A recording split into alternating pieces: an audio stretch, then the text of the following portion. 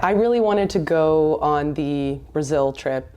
One, because it's the homeland, birthplace of jiu-jitsu. So that was really cool. But more so, being able to visit Professor Tony's hometown and his community, and knowing that it was going to be a very immersive experience, really getting to know the community, hanging out with locals in a relaxed setting, and obviously training jiu-jitsu with them. I think if you have that opportunity when you go anywhere, to have that really immersive local experience and really get to know the way of life there, the local culture, that's a really great thing you can do when visiting a new place. It's really hard to honestly still describe it to this day because there's so many layers to it. Obviously it's really amazing to go there and meet everyone and experience all of the beautiful places in Recife. But more so like a feeling that I had and I continue to have, I think, after coming home is feeling a lot of gratitude for being able to witness and be a part of these social projects that they're doing through jiu-jitsu down there, by the community, for the community.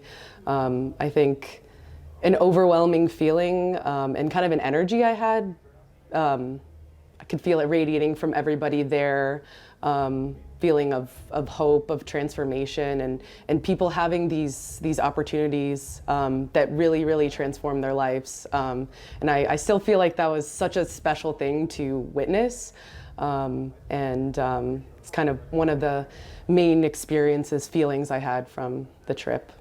The night after our first training, when we got there, we were all on the mats, getting to know each other. It's really exciting, can be a little intimidating to, train with new people.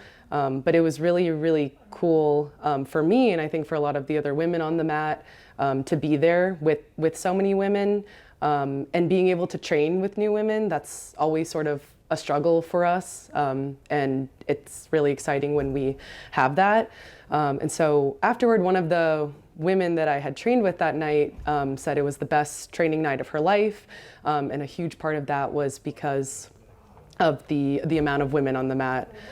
So that really moved me because, one, I felt the exact same way, and two, it really reminded me of the importance of women's presence on the mat. And it was really amazing that, us being from different places around the world, we had that shared value and that understanding of the importance and how it motivates us, supporting each other, persevering together on the mats.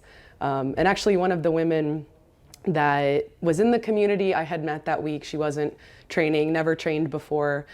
She told me after we got home that she began her first day training. So I thought that was really special too, seeing how that inspiration keeps flowing through everybody. If you are considering going on the Brazil trip, I would say, really be prepared to have a lot of trust and faith in those leading you on this trip.